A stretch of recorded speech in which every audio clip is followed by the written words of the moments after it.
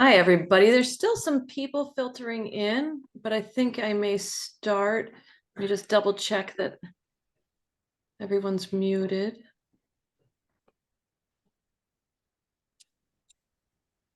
Okay, I don't think anybody else is coming in.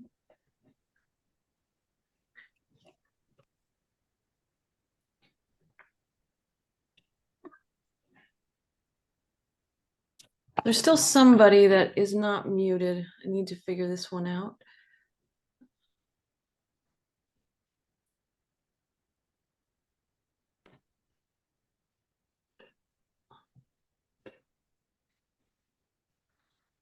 Okay, I'm gonna have to come back to that.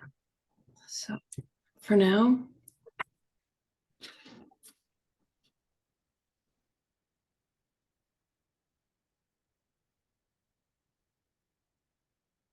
I guess I will start.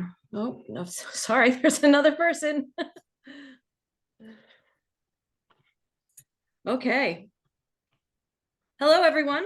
Good evening. My name is Madeline Lane Dugan, and I am the Community Engagement Coordinator at the Rufus Porter Museum of Art and Ingenuity, located in Bridgeton, Maine. Welcome to the first of our April virtual lectures of 2024. Tonight's presentation in honor of Poetry Month is with Stuart Kestenbaum as he reads a collection of his poems and describes the creative process. Before we begin, we ask that you please have your microphone muted and your camera off. There will be a question and answer section at the end where you'll be able to speak directly to the presenter, or you can simply type your question into the chat box at the bottom of the screen at any time. We also want to make you aware that this presentation is recorded. For those of you who are not familiar with the Rufus Porter Museum, we were founded in 2005, and our mission is to celebrate the life, times, and legacy of a remarkable 19th century New Englander through preservation and promotion of creativity and invention.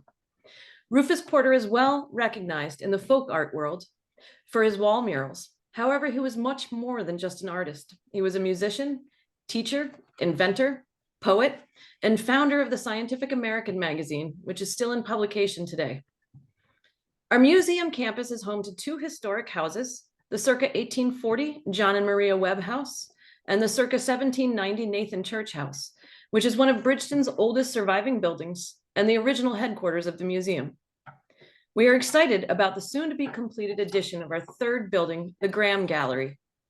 We offer permanent and special exhibits, events, classes, lectures, and other educational opportunities that further our mission. Our open season is mid-June to mid-October, after which we are open by appointment.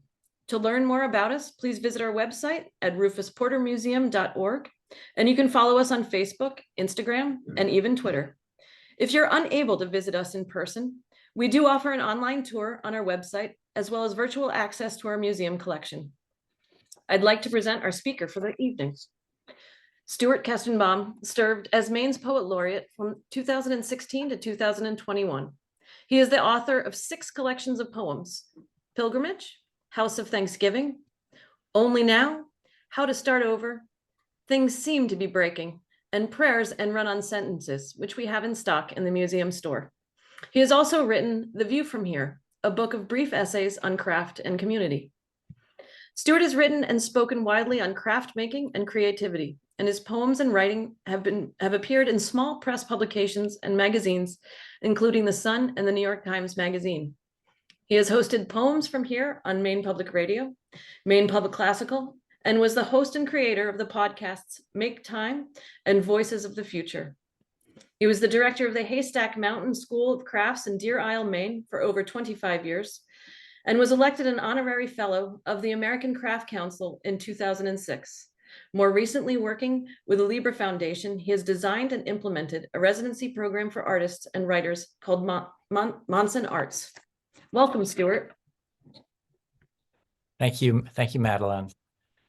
Hi, everybody. I haven't done a virtual presentation for a while. It feels very 2020 to be in the world of Zoom. But as you know, at least in Maine, on Monday we had an eclipse, in some places a total eclipse.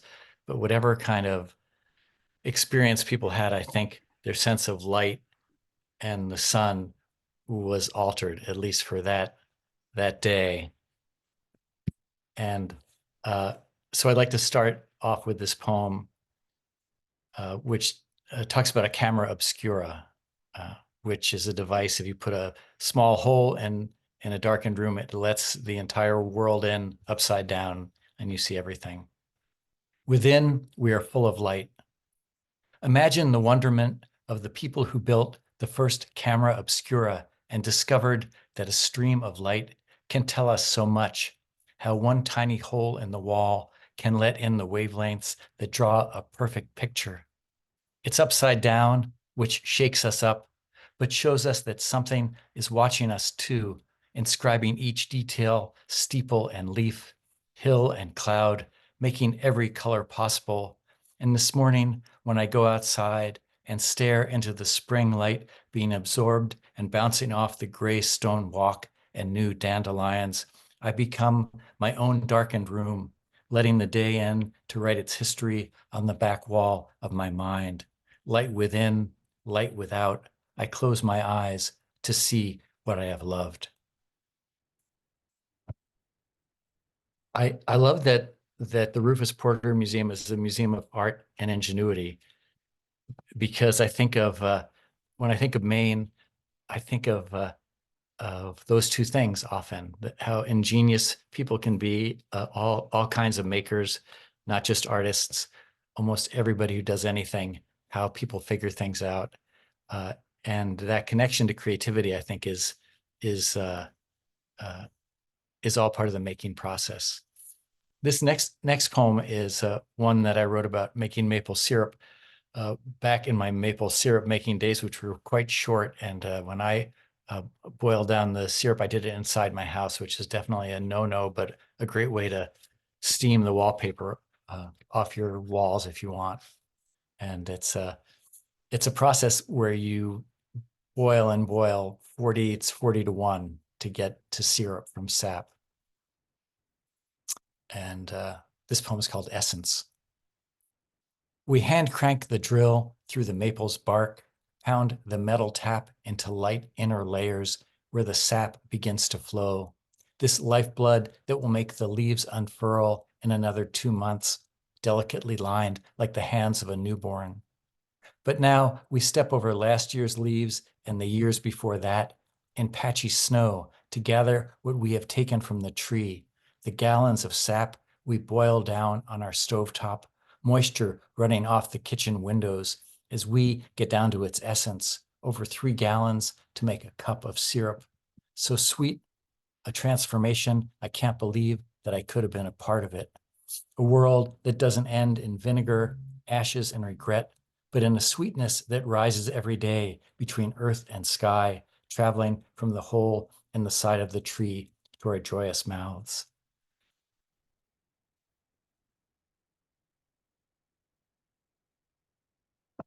Um, I read a number of poems that mention God, although, and I was a comparative religion major when I was in college, but it's not really, I think it's trying to get at a sense of the underlying ultimate kind of creativity that is alive in our world. So this is not a doctoral thesis, but it's a poem called Theology. God isn't watching everything, seeing who's been bad or good, so be good for goodness sake. God is weaving and sewing. God is mending and repairing, what with so much that is tattered and frayed. God is remembering the past by sewing it into the future. God is making lace and making samplers, so many samplers the Creator has made, one for each moment. Every sampler has its own language, its own colors, its own chemistry, and its own music. God knows all the songs and all the elements, and at night she sings the world to bed.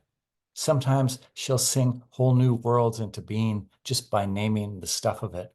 Other times he'll get out the broom and sweep up the dust of the last universe, the grit and fluff, the shavings and the crumbs, the crumpled papers, and make a new world.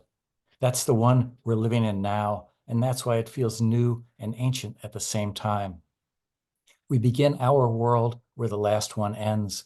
God has a barn raising, and we're working with the Creator together, pushing up one wall at a time. People have begun to till the earth, reverently dropping the seeds into the furrows.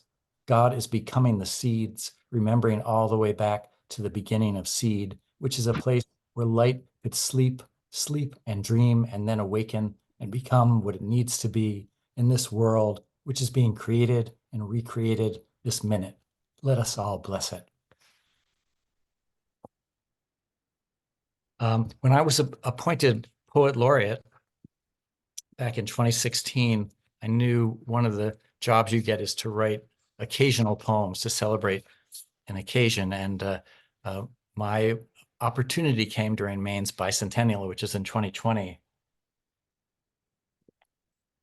So I wrote a poem. Unfortunately, that was also, as you'll remember, the year of the pandemic. So I never got to deliver the poem in a ceremonial way, but it gave me an opportunity to think about Maine and the ingenuity of Maine and the spirit of Maine, which is what I was trying to capture in this poem. And part of it, I began to think about all the beauty salons in Maine, ones with great names like, Curl Up and Dye and Hairplane and a cut above. That's another one, isn't it? So they always have creative names. And I began to think maybe that's where beauty was made. So this poem is called The Kingdom of Beauty for Maine's Bicentennial on Statehood Day, March 15th, 2020. There are so many beauty salons in Maine. You see them everywhere, in old brick buildings of refurbished downtowns, in strip malls, in trailers, in cities and villages. Our beauticians must be doing more than cutting hair. They must be making beauty itself. How else to explain its abundance all around us? The way the first light of morning touches the tops of the spruce trees across the harbor, or the mackerel sky blankets the heavens, or the way the fog drifts over the barnacles, working quietly in the waves without us. How else to account for the blue light in the deep snow, the soft drift of fallen apple blossoms in May's air, or the crimson of the blueberry barrens where the glacial boulders work their slow way over the land? Even if our beauticians haven't manufactured all of this, and we gratefully acknowledge the touch of the divine hand wherever we look, they remind us that our hands can help make beauty too. We can see the evidence everywhere, in the circles of burned rubber made by the pickups dancing over the black top, in the curve of a canoe's bow rippling a silent lake, in the space inside the split ash basket, in the prayer of a white steeple, in the patched quilt on the bed, in the sure way an elegant knot is tied to hold a load on a trailer. For aren't work and beauty a partnership? Think of the hands that held the chisels and wedges to build foundations of granite block. Let us praise the ingenuity it takes to cut and lift and place ancient stones to bear the weight of the present and the future. 200 years later, a house still standing, faithfully greeting today's light.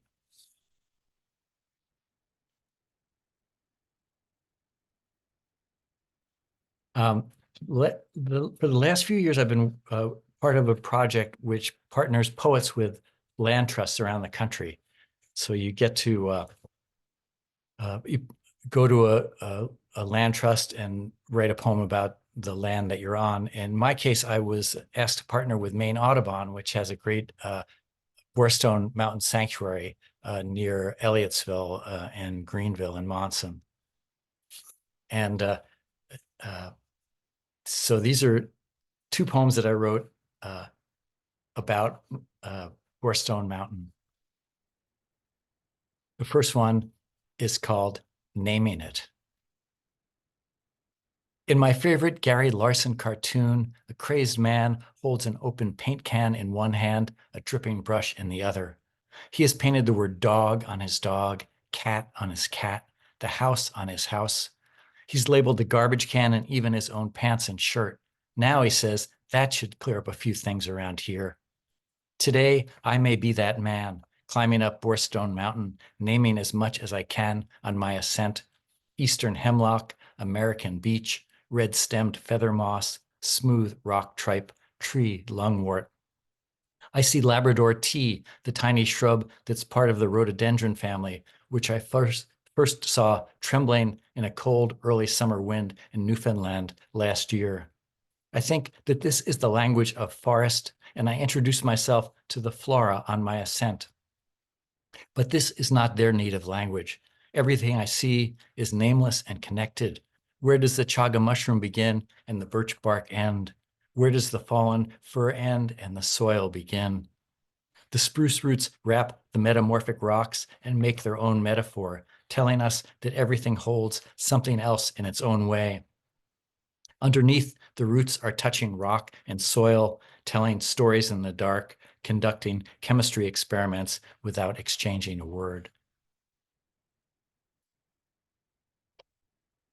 This next poem, I was trying to write about the geology of the mountain, and so I called up the state geologist to ask him some questions to make sure, kind of fact checking, I guess, to make sure I had my geology right. And I wrote the poem, I sent it to him, and I made another change. It's really hard for me to imagine when a geologist will say something happened 350 million years ago to hold that in my mind. I think geologists must take a really long view, like paleontologists do too. Four-Stone Mountain Creation Song. When the geologist tells me the metamorphic rock I'm standing on is over 400 million years old, and that it was once sand and mud in a shallow sea, compressed and heated as the mountains formed over it, it's hard for me to comprehend.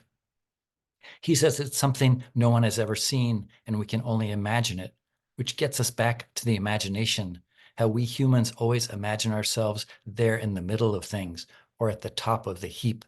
How in the Bible we're given dominion over everything. Adam even gets to name all the creatures.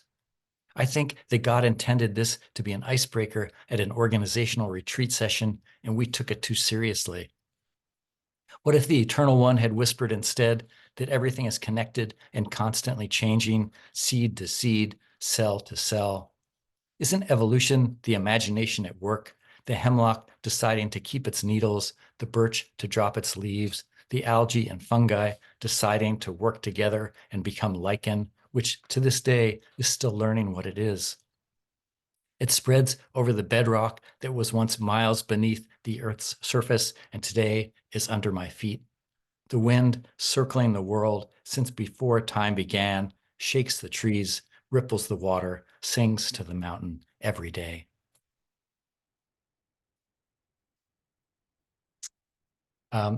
When I think about creative process, during my time at Haystack, which is a craft school, I got to watch people work with materials all the time, and I think as a writer, I envied them because they had like real stuff to work with. They could push it, they could dry it, they could scrape it, they could sand it.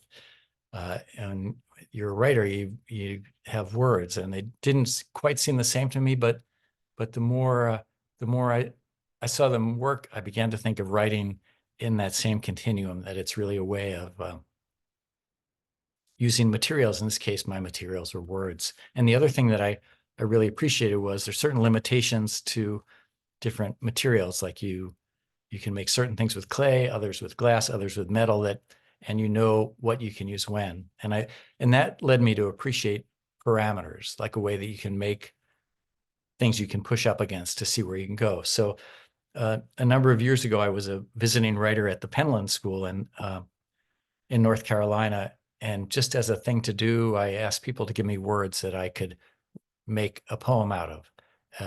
Nobody knew what anybody else was giving as words. And so I'd have 10, 15 people give me words, and then I would look at them, and that was my raw material. So it leads you someplace that you wouldn't have gone if you never had those words. And I found it very engaging for me because it's like meeting another person you don't know. So I'm going to read you a few of those poems. This one is called Decree. And you wouldn't need to know the words that I had to start with, but I will tell you anyhow.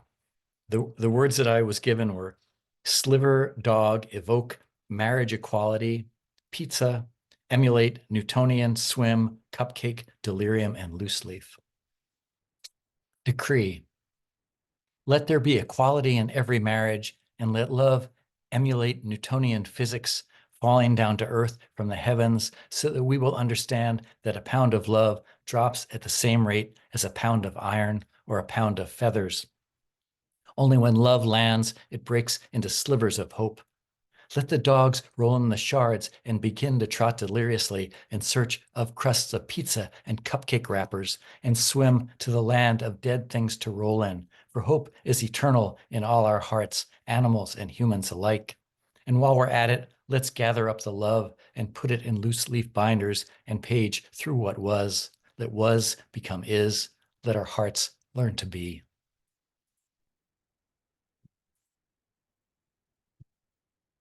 This is another one from that series. And it's the name of it is, title of it is How to Start Over. And the words I was working with were pinhole camera, sharks, deteriorating evergreen, silky, sleep, cement, row, serendipity, flight, moonbeam, gawk, thistle, satisfaction, worth, and conflagration.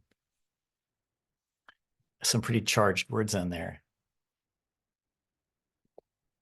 Sometimes when I'd be writing them, I'd get toward the end and I'd see a slip of paper with a word on it that I'd missed. And then you have to,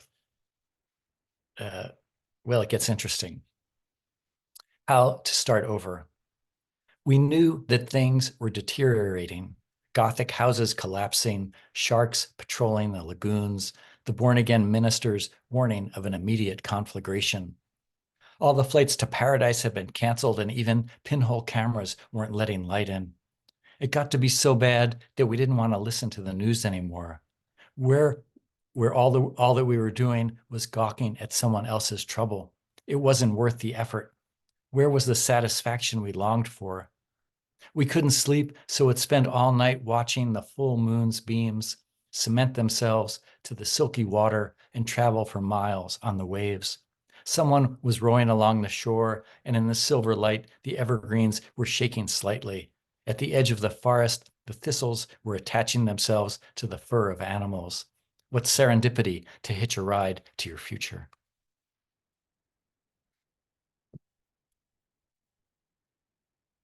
Is sticking with the idea of materials. This poem is about love and grief, but I think characterizes them as a kind of material. It's called Laboratory. We're always thinking of those hours of splendor in the grass, the glory in the flowers, and trying not to grieve, as if grieving is bad for us, not one of those necessary vitamins for which there must be a required daily amount, as much as there is for happiness. And if you were a scientist in the laboratory of life, you would be pouring the sorrow and happiness back and forth in the test tubes, heating them together on your Bunsen burner, hoping to get them to combine so that we could go beyond one or the other, go beyond the grief that is whispering in our ears. We would have the two together, the perfect combination, the joy and sorrow, the call and response, the wind and the leaves, the sprout and the earth, the compost and the seed, because everything needs something else to make it whole. Even the whole needs its own emptiness, the call in the dark, the echo in the light. A few years ago, I had a residency with my wife, Susan Webster. We were on Fogo Island in Newfoundland, which is far away. And I began to think about a form that was developed by the poet Terence Hayes called the golden shovel, where you take a line of a poem that moves you and you use those words as the end line in each of your lines in your poem. So if you were to read the right-hand column of the poem, that would be the words that you had chosen. And I was trying to think what poet really spoke to me, the one that I could say the words and know them. And I realized that it was none other than the Nobel laureate Bob Dylan. So I've been working on a series of poems that use Bob Dylan, the Bob Dylan line to be my end line in these golden shovel poems. And this, I'm going to read you a few of those. And this one is called Car Wash. And the line is from the song Subterranean Homesick Blues, 20 years of schooling, and they put you on the day shift. Car wash. When I worked in my father's gas station, I wasn't even 20. I drive the Buicks and Fords that came out of the wash years before I began to think about jobs and what I might make of myself, whatever that might mean, because even after that schooling, you rarely know where you are going, but you have a degree and a car with a full tank of gas. I wanted to drive back roads before they vanished. I wanted to find someplace deeper and put my heart to work, write a poem that would change both me and you. But those moments are rare as the tips I'd get drying cars on summer days, the boss's son, an old bath towel draped over my arm, the picky customers expecting that a clean old car would be like a new day of the spirit, where you just need to start the engine and shift.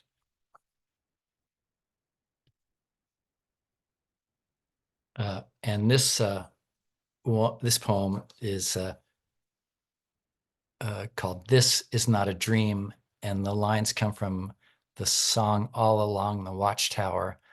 But you and I, we've been through that, and this is not our fate. So let us not talk falsely.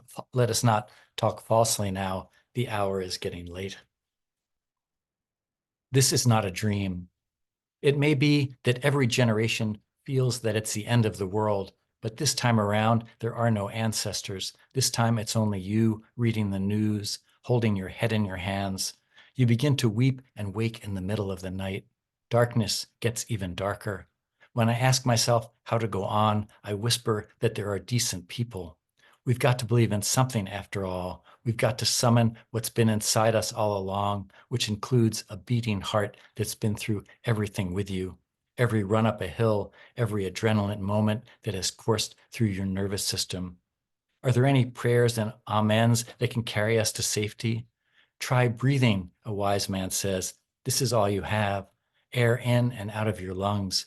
Focus on what is, and you may even enter a different way to look at your earthly time, not the frazzle of what to do, but instead a consciousness deeper than our daily rants, where empathy connects our hearts like mycelium, and fate is not just mine or yours, but everyone's. Close your eyes now so your soul can begin to recognize this new landscape, and let Earth remember you. Let the microbes sing. Let us feel our planet as it moves through space, we who are not the past or the future, but here now. It's time to talk with one another. Are we afraid that we'll be falsely accused of the crime of loving too little? Only now do we begin to open our doors and welcome the stranger who has been standing there for hours waiting for us. Making the first gesture is sometimes all you need. The rest is getting down to business. Don't worry, it's never too late. Maybe when you go home tonight, well, you actually are home, but when you get off Zoom, you'll find you have Bob Dylan songs playing in your head. You won't be able to stop them. The last one in this series, no, I'm sorry, the two in the series. This one is called Mourner's Kaddish, and Kaddish is a ritual, traditional Jewish prayer of mourning.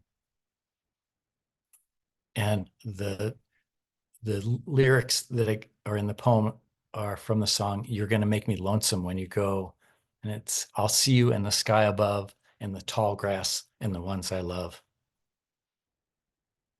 Mourner's Kaddish. I still can't watch the film of the two jets hitting the towers.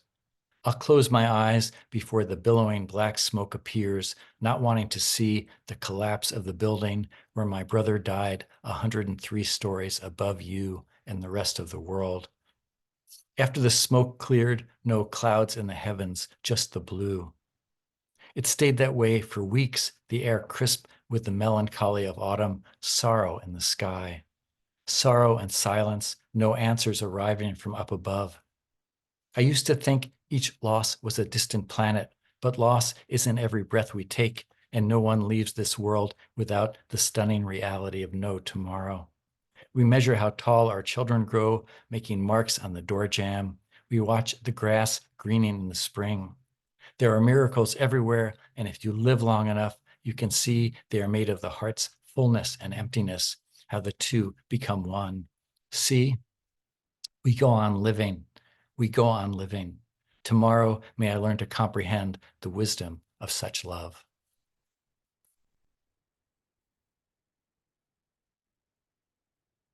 And this, the last one of that, the Bob Dylan series, he's got an awful lot of songs, so I'm still working on it.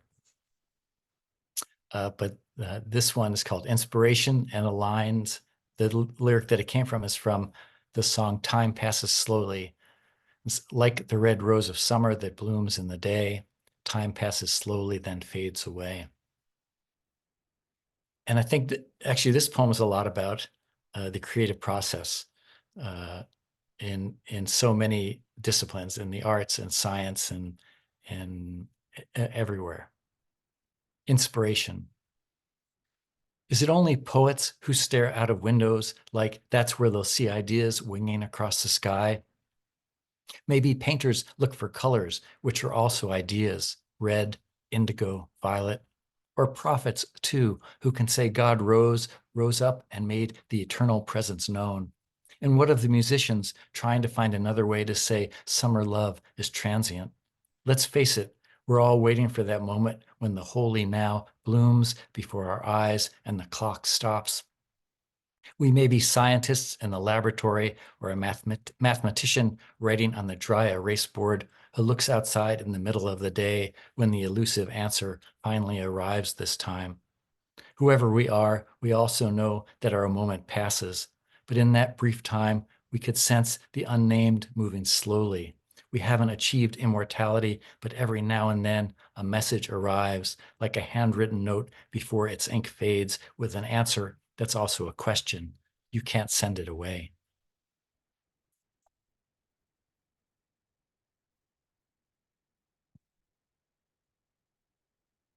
Lately, I've been in a reflective frame of mind, I think, looking back at some experiences when I was younger. Uh, and there's more time to look at the older you get. But this is a poem that is about when I was a pottery apprentice, and it's called Apprentice. Makes sense for a title. Apprentice. When I would walk to work in Portland, the first light appeared over the horizon of islands and ocean, casting long shadows on the windows of the 19th century warehouses along the wharves, my own lengthened shadow stretching over the red brick sidewalk, as if we are more than oneself, and maybe we are, the one we were, the one we are, and the one we dream about. Walking down the streets to the studio, the herring gulls would wheel and cry overhead in a brightening blue sky, a raucous sound that even now, for me, is the sound of that small city. That was the year I learned to make pots, my foot kicking the steel flywheel, my hands centering clay, my fingers finding their way to the place where the vessel could be opened. It was a small miracle of transformation. Back then, I thought I knew what was next. Now, all I see is the turning, the moving into the light, and the turning around again.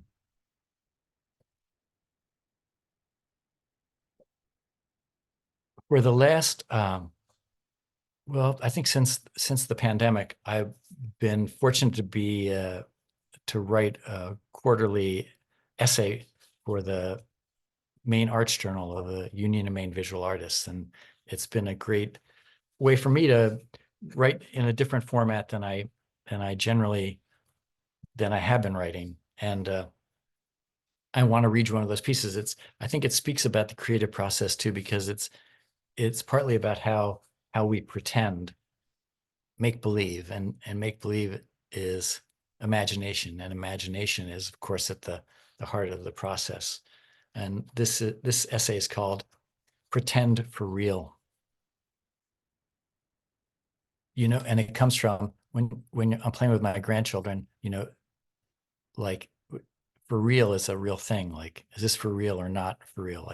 Like where the two worlds flow together, I think. Pretend for real. I was once the star second baseman for the New York Yankees. It didn't matter that I was 9 years old and only had a pink rubber ball that I would throw repeatedly against the brick wall of our house, and that the infield was our driveway. I could field every grounder and line drive, maybe catch a pop-up that I'd toss in the air. And if I made an error, I could always redeem myself with the next imaginary batter hitting into a double play.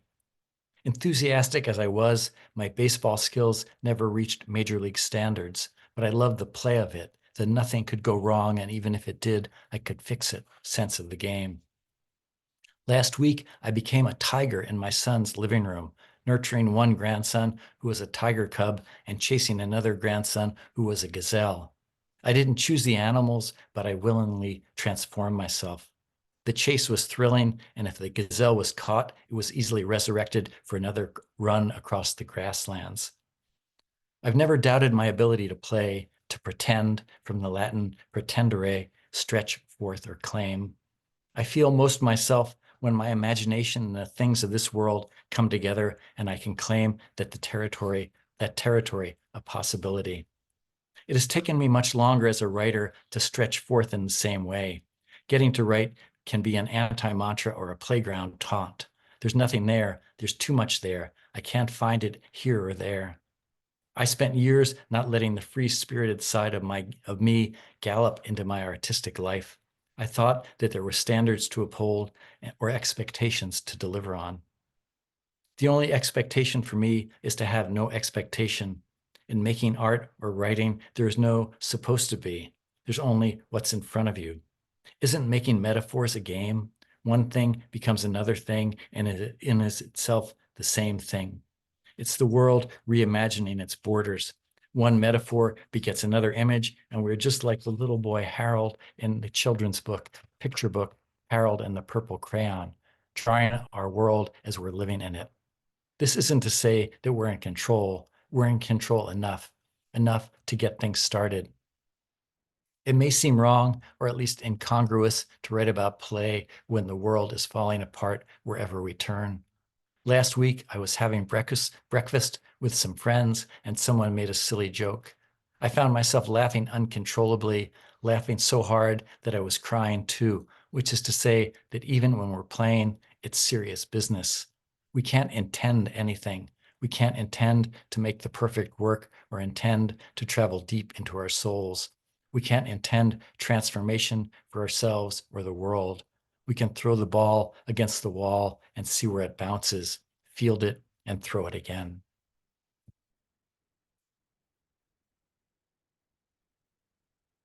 Well, I'm looking at my virtual clock here in my house, and I'm going to read you 3 more poems, and then we'll have time for questions. I'm going to read you 2 that came from, I actually want to read you 4, but 2 that came from working with another land trust, in this case, the Blue Hill Heritage Trust, right nearby me in Deer Isle. And it's a new land preserve that they got called Wallamatogus Mountain, which is a blueberry hill looking over Penobscot, the town of Penobscot. Elegy, Wallamatogus Mountain, Penobscot, Maine. We are always measuring time, like the way we mark our children's heights on the door jamb, the way in the old movies the calendar pages fly off into space as the years pass. Here it is measured in the white pines and birches making their way into the blueberry field, the goldenrod and pearly everlasting waving in early September's warm breeze, the air hazy from forest fires thousands of miles distant in Canada. This morning, I am the only human on the mountain, except for the family at rest in the overgrown burial plot under the tall maple. The lichen have been at work on the rough and polished surfaces of the headstones, the same way they began their patient work on the boulders left when the glaciers receded. Ella L., wife of Alicia Leach, died Aug 30, 1901, 50 years, 4 months, 29 days. An inscription that keeps track of one life so specifically that all that is missing are the hours minutes and seconds of that final day. Imagine that last breath, the one that helps us sing with joy and makes mourners of us all. And this is another one from the mountain called Summer's End. I'm a big fan of the Blue Hill Fair. I'm glad it only comes once a year because I couldn't take the food for more than that. But when it's here, I'm ready to go. Summer's End.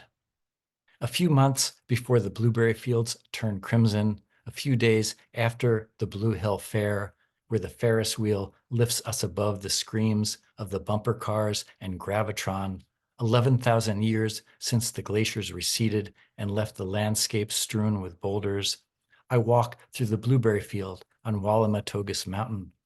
Halfway up the slope, blue plastic boxes left behind by the last human harvesters, as if someone had stopped in the middle of a job and walked away. Soon the season will become cooler air and brilliant light reflecting off the water. Some days I don't know whether I should weep or sing. This year's berries are gone by, but I discover a few near the footpath. I expected that there would be none left behind, but here they are on my tongue, these sweet, dark blue worlds orbiting the sun with me. And this poem is called Hallelujah. You never knew it, never knew how much was alive inside, not just the cells, but lives inside those cells, all the programs and messages, those eons old signals repeated over and over until there was you, alive and kicking, breathing the air of this world, the only one you've known, with its sorrow and joy, its wind and seeds, its beginnings and endings, and you are being recreated every day, microbes and bacteria at work to keep you and themselves alive, every move so finely calibrated to living.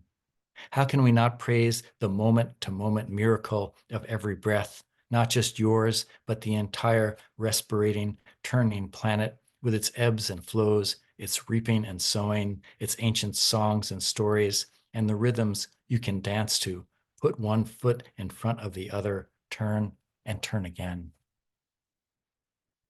And this last poem is, I think, speaks a lot about creative process and you know, I don't think it's just me.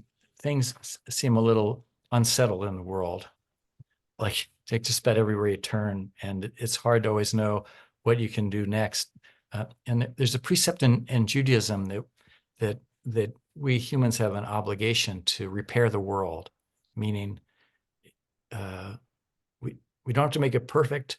We have to. It's our work to at least get to work, to make things better, to take whatever steps we can. And this poem's called "Holding the Light." Gather up whatever is glittering in the gutter, whatever has tumbled in the waves or fallen in flames out of the sky. For it's not only our hearts that are broken, but the heart of the world as well. Stitch it back together.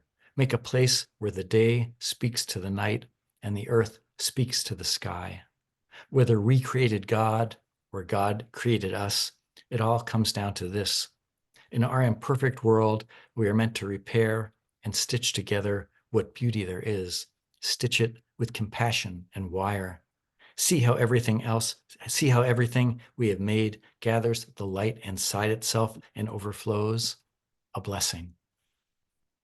Thank you. So I guess if there are questions, Madeline will tell me them. Thank you. Yeah.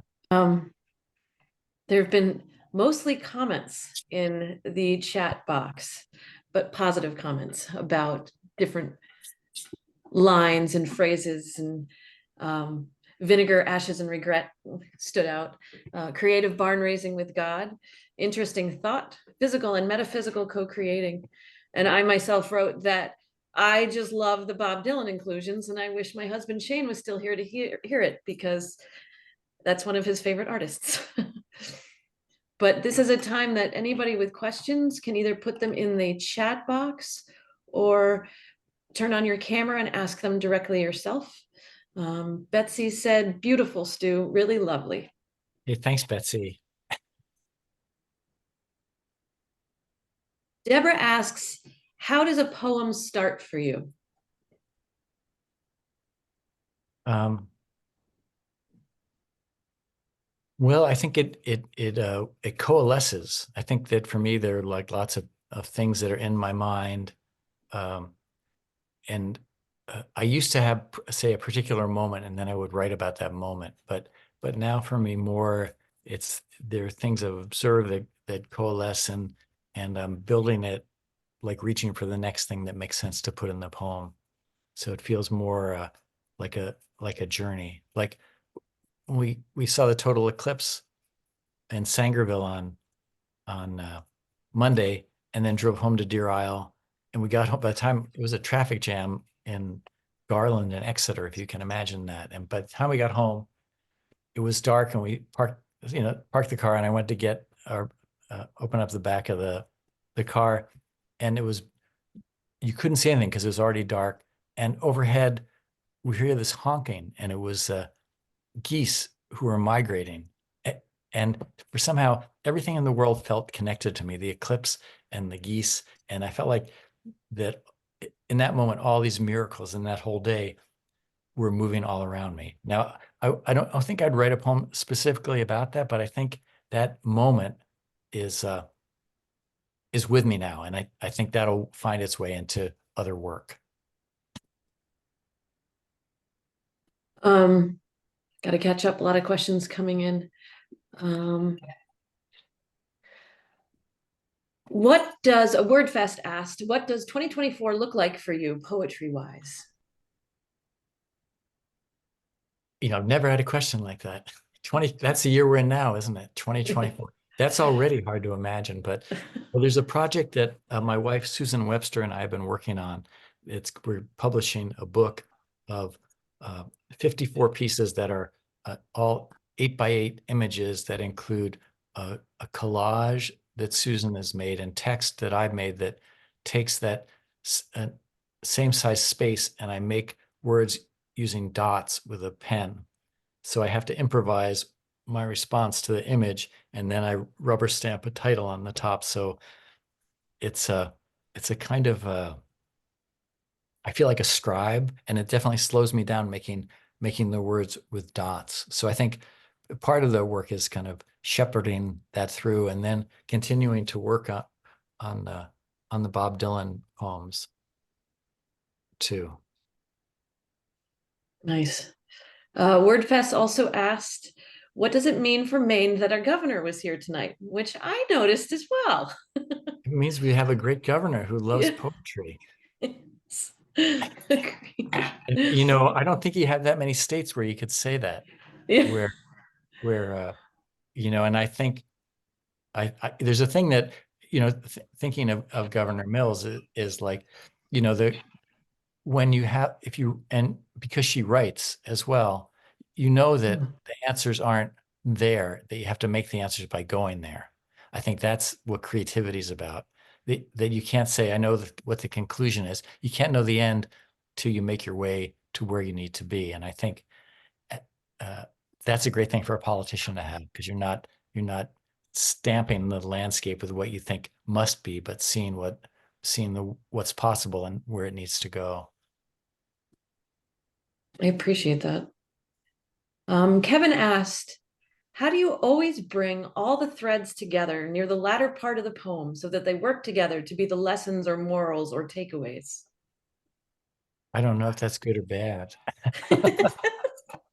Uh, the I don't know. I think at some point I I got a lot more fluid with my writing. I started to think, well, don't worry about who's going to think about it. Uh, it's just go with it. Don't say it. If you think don't say that in a poem, say it in the poem. And I think that really helped me be more fluid as a writer. So in some ways, when I get to the end, I'm kind of like I'm finding my way and I'm kind of grabbing at things that'll get me there too. I don't know if that's very articulate, but I think that's, but I think, I also always, I think, have to fight against like saying you have it at the end and you don't want to say, repeat what you've already said. You don't want to say, get it? Here's the point, get it? Because you should have made the point by the time you get to the end. You don't need to say it over again. You have to trust that your words have gotten you to the right place and know when to stop. It looks like our governor has turned her camera on and is unmuted. Oh, let me sign. Hi. Hi, hi, Stu. I was remembering a quote from Elie Wiesel, who said, because of the importance of poetry and the importance of words in general, he said, I still cling to words, for it is we who decide whether they become spears or balm, carriers of bigotry or vehicles of understanding, whether they are used to curse or to heal, whether they are here to cause shame or to give comfort. And I think that's just important for anybody in any walk of life to remember the importance of words in Absolutely. poetry, prose, and speeches in any form, how we Right. affect one another. It's the language. Uh, Unfortunately, now I believe it's a certain language we've developed in this country where there's no doubt of the power of words when you hear a demagogue speak them. We know words are powerful, and that's why we need to know how we're using them. Thank you for your words, Stu. Well, thank you. Thank you. Jane asked, there is a question there. Always a fan. So much of your work is about paying attention. How can we get our students in the sciences to pay attention to so many of these big issue questions, to sensorial experiences, to these miracles of the everyday? For which kind of people to do that? Students in the sciences to pay Oh, yeah. attention. Yeah. Well, I think if you think of science and art as being good friends or family members, like there's a great Nobel Prize essay by Wisława Szymborska, a Polish poet, who talks about that, like a demagogue, to build on the last answer, that the demagogue always knows where he's going. But a poet and a scientist always begin, or an artist begin, with asking questions and always saying, I don't know. And I think if we teach that way of looking, if people think of it that way, that you don't know, you're getting somewhere, and the I don't know is going to lead you to places. To me, that's like the way that we're most open in our thinking. Looks like Betsy had a question. Oh, it just went. Hold on. Did somebody turn off? A lot of poems work with the idea of being open, sort of both and, not either or. Did you have to grow into that? I think I'm maturing slowly over time, Betsy. Yeah. I can't put my camera on, but at least I can hear you. Yeah. Yeah, I think I guess maybe not trying to nail it. Like what I was talking about before is like maybe trusting that maybe I don't get it, or I get it enough to present it to the world another time. Interesting. So you read Betsy's.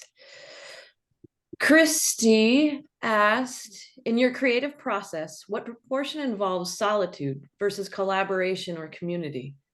Is your window of insight as a poet sparked internally, or more so by encounter to outer objects?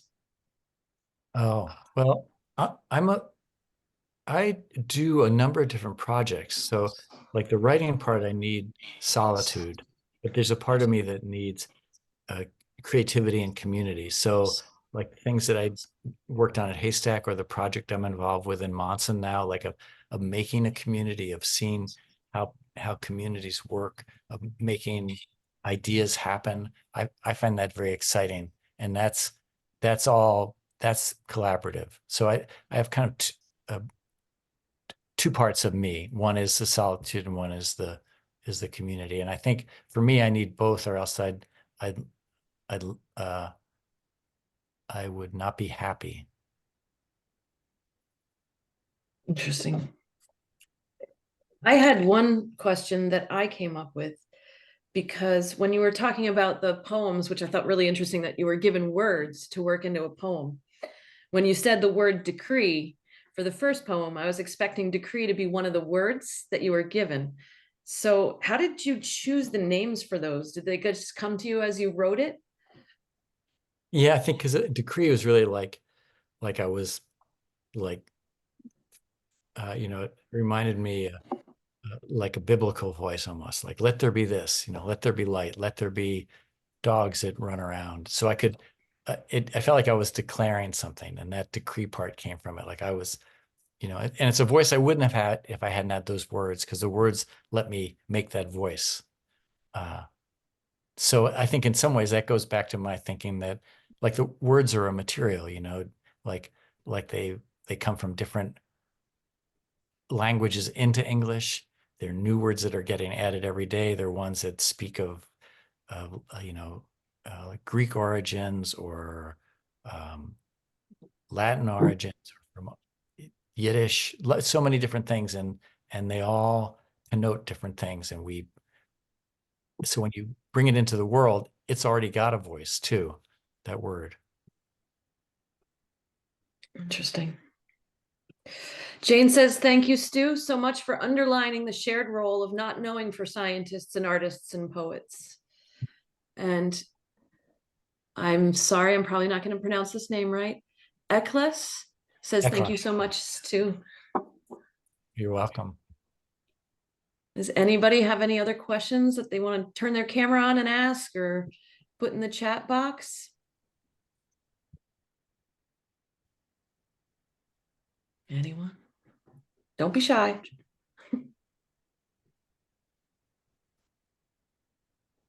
Okay. Oh, wait. WordFest asked, who's your favorite poet these days? Oh, I've been reading Tom Hennon, and he writes prose poems, and he has a book called Darkness Sticks to Everything. I feel like I'm on a talk show, holding the camera. He's a forester too, so very close observations of the landscape, and grew up on a farm, I think. Huh. Kevin asked, how do you deal with the issue of being hit with words to write while being in a place without anything to write/record the ideas with? I think I just try to remember, but it's not a good thing. It's good to write it down, because remembering what you think is not the same as writing a thing down. I think there's no answer. Yeah. iPad says, we'll have to share this with Zimmy. That might be Robert Zimmerman, AKA Bob Dylan. Kevin says, thank you. Yeah. Well, I've enjoyed spending time with you in the same room. I never left home, and you've all been together. That's pretty great. Yeah, that's why we continued doing this. It was nice. It was convenient. You can just be sitting at home, having had dinner or whatnot, and just spend a little time learning or listening. Last call for any more questions. Oh. Christy says, your art brought joy to my spirit tonight. Thank you, Stu. Oh, well, thanks for coming. Thank you. Yeah. Thank you, everybody. Yeah. Oh, happy to learn about this museum, iPad says. Yes. Oh, feel free. We are about to launch an amazing, amazing third building. It's exciting times for Rufus Porter. So please come visit.